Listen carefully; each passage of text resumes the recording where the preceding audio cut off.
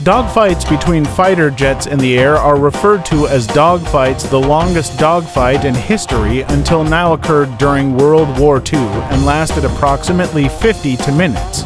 However, the recent tensions between Pakistan and India have seen what is now being claimed as the longest dogfight in history, lasting nearly 1 hour. Before delving into the details of this dogfight, I want to take you a little back into history.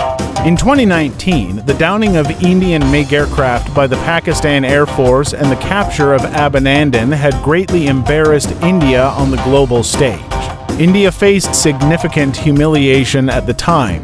In India, it was strongly argued that Pakistan possessed modern aircraft like the F-16 and F-17 Thunder, whereas India was still flying 40-year-old jets like the MiG-29, which were often referred to as flying coffins. At that time, Indian defense analysts and former military officers demanded the government modernize the Indian Air Force, just like Pakistan had done. Perhaps it was this pressure that led Indian Prime Minister Modi to remark in a ceremony that, if we had Rafale jets, this wouldn't have happened.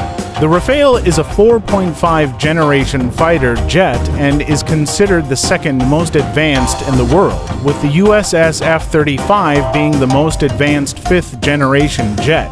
Initially, India sought to purchase the F-35 from the US, but the US declined, stating that Indian pilots were not competent enough to operate such advanced aircraft. This caused quite a stir in India and dominated Indian media for several days. After the US refusal, India turned to France and signed a deal to acquire 36 Rafale jets. Following the acquisition of jets from France, India focused on strengthening its air defense. It purchased the most advanced air defense system, the S-400, from Russia at a hefty price. This purchase strained relations between India and the US, but India went ahead with the deal regardless. After acquiring modern aircraft and air defense systems, India then approached Israel and signed a deal to buy the most advanced drones to date. Between 2019 and 2025, India purchased cutting-edge technology from around the world in an effort to establish air superiority over Pakistan.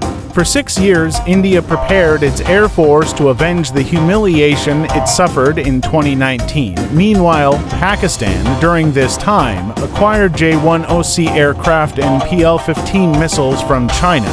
Now let's come to the longest dogfight between the Pakistani and Indian Air Forces. Nearly 80 Indian fighter jets took off towards Pakistan. The Pakistan Air Force, with China's assistance, had connected the PL-15 missiles to satellites. The PL-15 travels at 5 times the speed of sound and can hit a target from 200 kilometers away.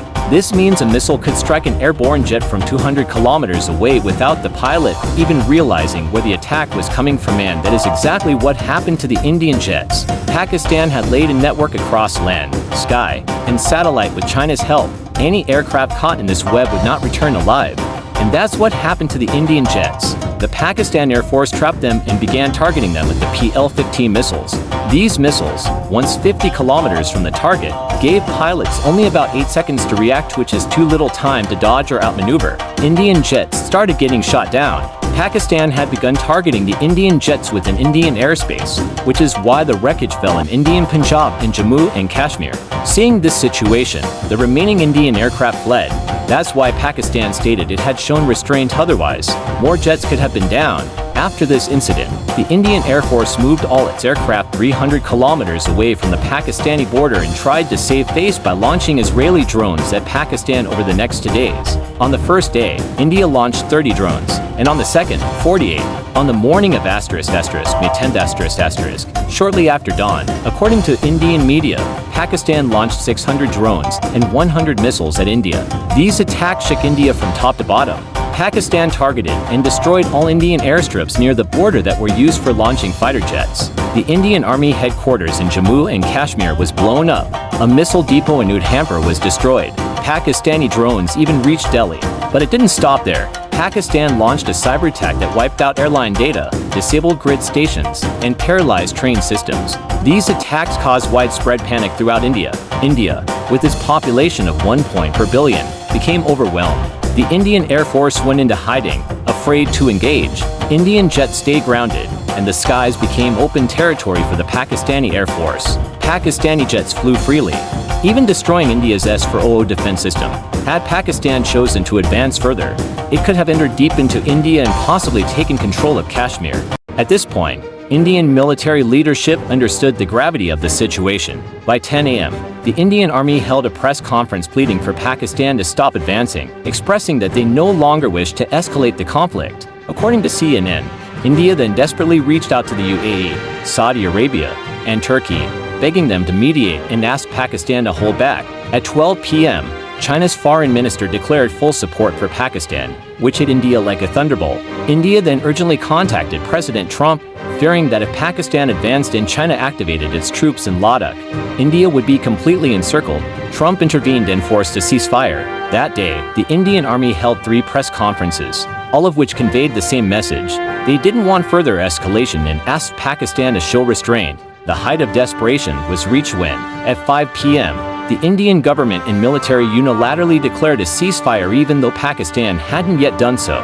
This unilateral move clearly demonstrated India's defeat. Had Pakistan held its ground for just 24 more hours and China made a slight military move, India might have fled from Kashmir, Siachen, and even Punjab, but we missed that opportunity. This time, India has suffered a crushing defeat, and the morale of its air force is at rock bottom.